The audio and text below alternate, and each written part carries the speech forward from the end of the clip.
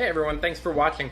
If you get a chance before I get into this video on stock screeners, please hit subscribe, follow my channel, click the little bell to get alerts when I do new videos. Now, let's get to it. Someone on TikTok asked me to do a video on stock screeners. I'm going to try to make this brief and give you the whole kind of once-over on what a stock screener is and why it's a great tool not only for swing and day trading, but also for finding dividend-paying stocks, long-term investments, and that sort of things. The cool thing about screeners is you can set them up with a wide variety of parameters to find exactly what you're looking for. So if you're looking to day trade, if you're looking to swing trade, if you're looking to find a stock that's having a rally, if you're looking to find, like I said, a dividend-paying stock or a good quality blue chip stock to invest in for the long term, you can use screeners for that. You can use them to say, hey, show me any stocks that have had horrible selling over the last day or 2 days. To maybe get a bounce play, something that's sold off. You can buy it at the very bottom, sell it on the way up for a quick trade. So, basically, to use screeners on your Ameritrade homepage, click on Research and Ideas. You're going to get this page here that's going to take you to screeners and the overview page. When you click on screeners, it's going to take you right here. You can save your screeners if you find one in particular that you really like. If you scroll further down, you'll see that Ameritrade has some preset screeners for you that show you maybe strong buys, bullish, high dividend yields. So they've done some of the work for you that allows you to just go on and say, I'll let them do the work. But if you want to create your own, if you have a very specific thing that you're looking for, you can create a stock screener. You can set the price, you can set fundamentals, technicals, you can set all kinds of cool things, ratings too. So let's go through it, and I'm going to set up one chart just to give you an example. I'm not going to sit here and go on and on and on. Maybe I'll do two, and let's just take a look here. So the first thing is, maybe you're looking for something to day trade. When you click on price and volume and current price, it's going to show you around almost 12,000 shares. So you have to narrow that down. You're not going to sit through and comb through a list of 12,000 shares or stocks every day looking for a winner. You want to narrow that number down. If you're day trading, you might be looking for stocks under $5. Under $5 stocks let you buy potentially 1,000, maybe even 2,000 shares of a company. It allows you to have a faster turnaround. Whereas buying, say, 100 shares of a $30 company, you might have to wait 3, 5, 10 days for it to go up 10%. Whereas volatile penny stocks, they shoot up pretty quick. So let's just say we're looking for a stock that's under $5. Boom. Drops it almost in half to 6,000. But that's not good enough. I'm not going to sit here combing through 6,000 stocks. The next thing we're going to do is you've got an option of a gap up or a gap down. Maybe I should just read the response and it'll be quicker than me explaining it. A gap up occurs when the current day's low is higher than the previous day's high. A gap down occurs when the current day's high is lower than the previous day's low.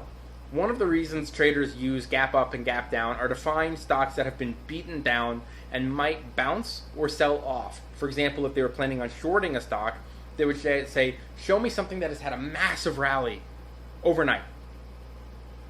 I'm going to short it. I'm going to say people are going to be selling, taking their profits. On the other hand, someone might say, show me something that's just gotten beaten up really, really badly. I'm going to swoop in right at the bottom, grab a couple shares, ride up a quick bounce before people panic and sell further. That's one option. If we click on gap up, gap down, it drops us to 11 shares, or 11 stocks, 11 companies. You can set your parameters with the gap up and gap down, by the way, for dollar or percentage amounts. So you know, if you're trading a stock that's $2 and you say, show me a stock that's down $5, you know what I mean? Doesn't do you any good. But if you're trading a stock that's around $2 or $3, or that's what you're looking for, and you say, show me something that's down 15%, you can click on percent and you can change it to 15, and it'll show you there are 39 companies that are down 15%, that it gapped down at the open. You can also set technical analysis. You can say, show me things where the Bollinger Bands crossed above the middle band.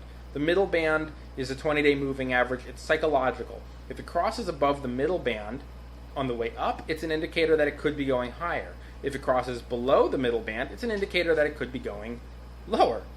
You can also say, show me stuff that's broken out to the upside. traditionally, penny stocks don't break out to the upside and have prolonged rallies. I don't know what's the best way I can show you. I've got this dry erase board here. Let me just see if I can do a quick drawing.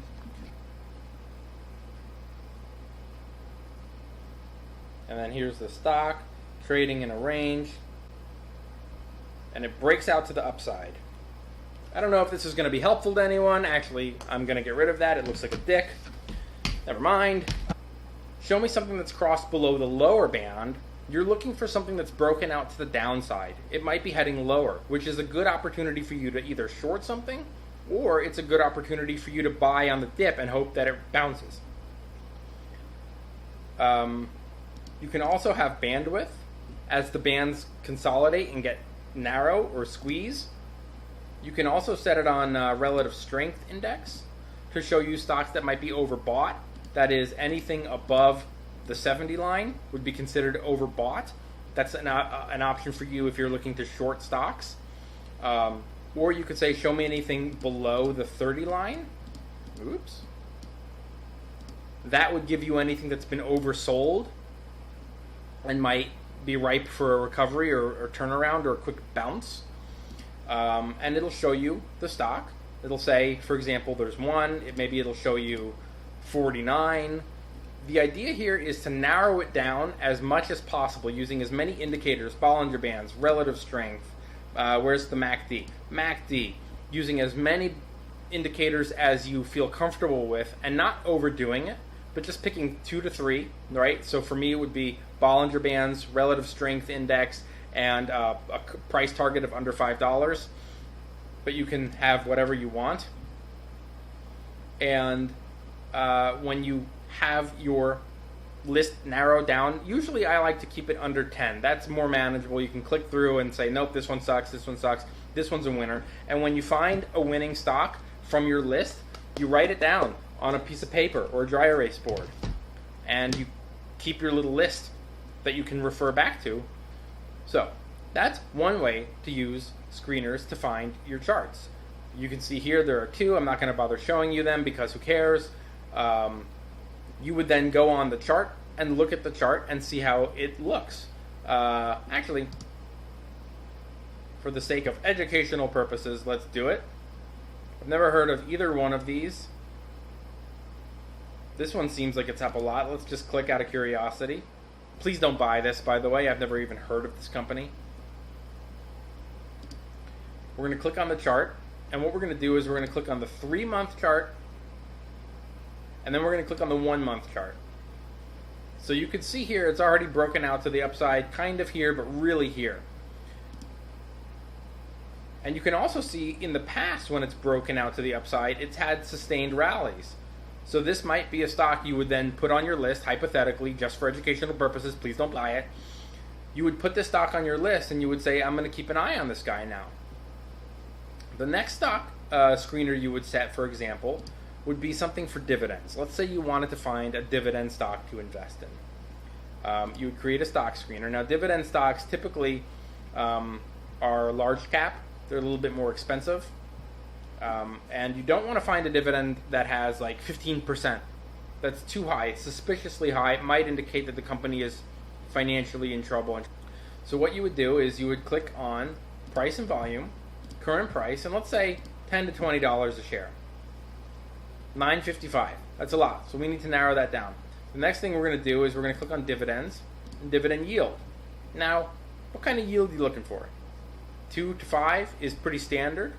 Anything over 10, like I said, is a little suspicious. Some companies do pay 8 to 10, and they're good companies. Some of them pay 8 to 10, and they're lousy companies.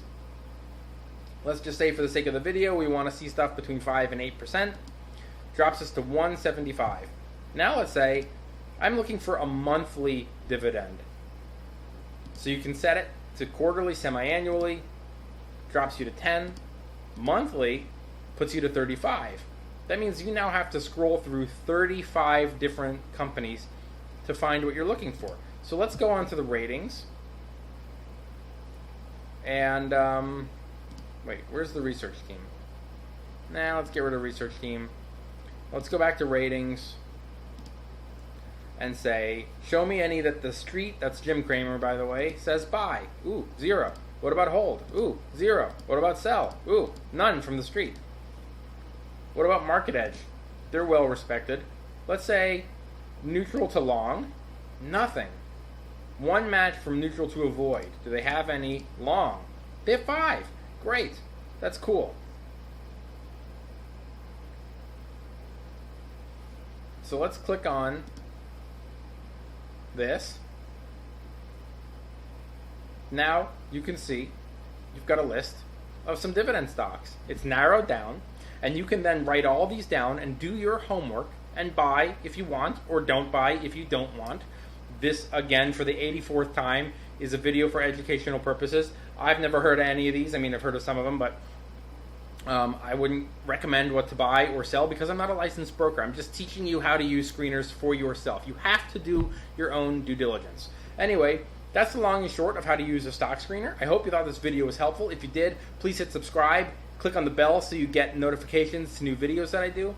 Sorry about the air conditioning. It's a very hot day here in DC, so I hope it wasn't too hard to listen to me shout over the AC. If you have questions, if I missed something, leave it below and I'll do a follow-up video. Thanks for watching and have a good day.